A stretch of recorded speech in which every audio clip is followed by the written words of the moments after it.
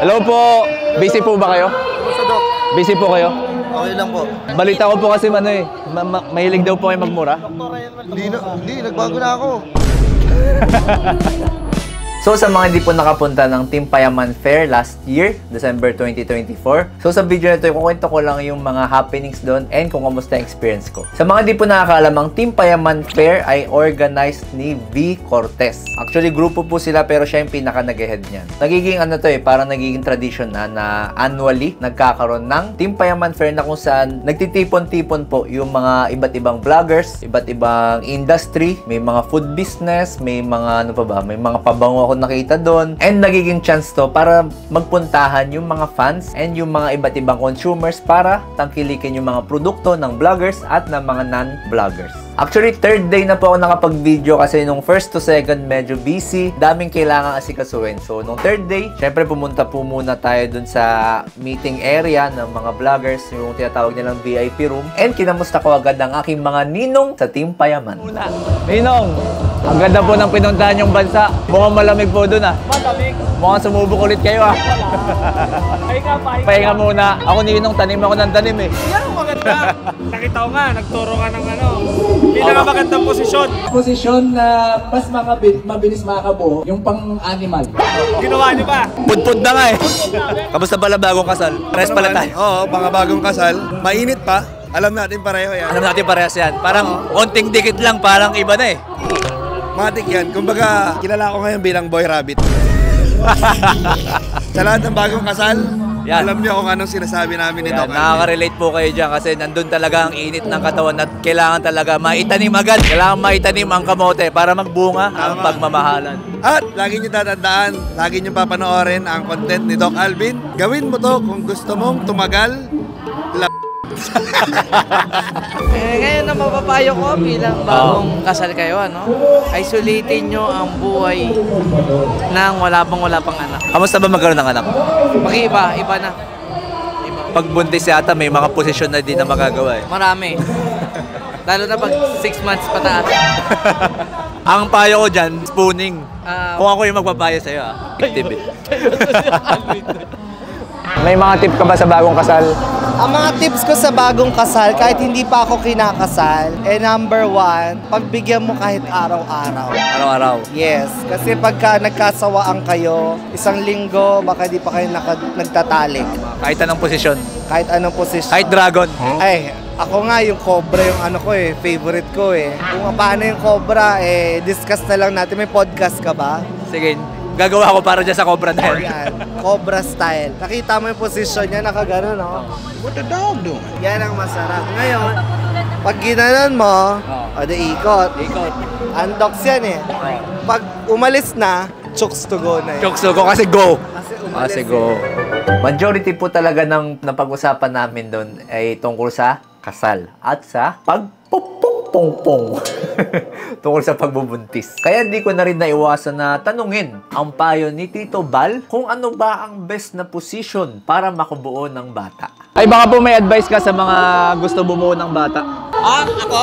Opo, galing po sa inyo. Ito pag gusto mong lalaki, Ayan. sa kanan ka sumampa. Pagka gusto mong babae, sa kaliwa ka sumampa. Robin yan. Yan si Copon, kanan. Si Venice, kaliwa. Tapos kanan ulit si John John. Kung kaliwa ko si Patpat. Yan lang muna yung mga papayo ko. Sa susunod, gusto mo maputi o maitim? Sige, paano po yan? Next time na. Next time, abangan natin. Sa mga matagal na po sumusubaybay sa akin, alam niyo naman po na talagang kaibigan ko po yung mga Team Payaman. Nakilala ko po sila matagal na panahon na and talagang continuous yung aming communication. At masaya po ako dahil nasusubaybayan ko po yung kanilang kalusugan. Kasi nakakapag-update po sila sa akin ng kanilang health status and nakakapagbigay din po ako ng mga iba't iba kong medical opinion. Alam mo nung nakaraan pa to, Dok? Alam mo naman ako, Dok, bago ako pumunta ng ospital, chinachat muna kita. Sa itlog mo ba yan? Ngayon, nasa ano ka? Nasa ibang bansa ka nun.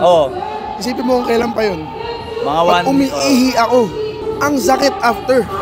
Parang may tinutusok-tusok. UTI yata yan. Pero wala namang masakit sa likod ko. Walang masakit sa ano. Natakot ako first. If ever magka-UTI ako, the first time ko. Kaya nga papatingin ako. Kasi pero maganda kasi mapacheck pa rin yan by urinalysis para makita natin kung may bacteria. dapat, Dok, Kaso inisip ko yung urinalysis. Psoriasis. Yung urinalysis, inisip ko, kailangan ng order ng doc, di ba? Oo. Pumunta ako sa ospital ng 24. Wala nang mga doktor nakalip na eh. Hindi, ako bahala sa'yo mamaya. Bigyan kita. Nalagdatin na nga ako ngayon. Bigyan kita mamaya. Resetahan kita mamaya. Oh. Thank you, Doc. Kaya mabait sa akin yung mga Team Payaman dahil. Sa totoo lang, every darating po yung Team Payaman Fair, kahit ako ay isa po sa mga influencers, na-excite pa rin ako. Kasi chance ko to para makakita rin ng mga iba't ibang vloggers na pinapanood ko rin. So nakita ko dyan sila Malupiton, sila Josh Mojica, Di Aguinaldos, si Madam Kilay. Yan, katabi ko lang po yung booth niya. Kaya lagi ko nakikita yan si Madam. So after ng mga kwentuhan, picture taking, pumunta na po tayo dun sa ating booth. Kasi bawal po, hindi man sa bawal, pero kapag nag-i-standby po kasi ako ng medyo matagal doon sa VIP area, medyo nasasayang po yung oras ng mga kaibigan natin na naghihintay doon sa ating booth. So marami po kasi minsan nagtatanong, nasaan si Doc Alvin, ba't ang tagal? So baka magreklamo na iba. So pumupunta na po agad ako doon. So pagpunta sa booth, ito na po yung regular kong routine. Ito po legit real talk lang. Every time po talaga merong Team Payaman Fair, sobrang natutuwa po yung puso ko na makita kayong lahat in person. Kaya kung napapansin nyo talaga, wala po akong tinatanggi ang picture, wala po akong tinatanggi ang pirma doon sa mga poster, sa mga t-shirt, tsaka yung iba nagpapakonsulta pa. Libreng consultation. Nakakataba po ng puso dahil nakikita ko po yung suporta at pagmamahal ng ating mga kaibigan at manonood.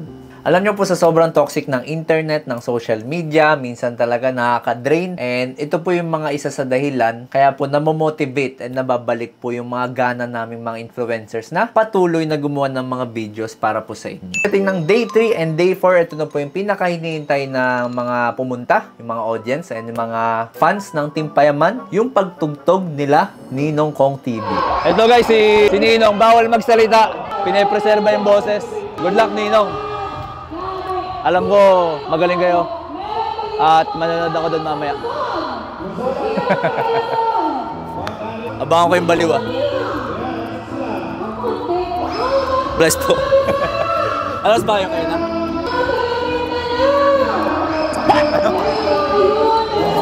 Kala ko ganun eh.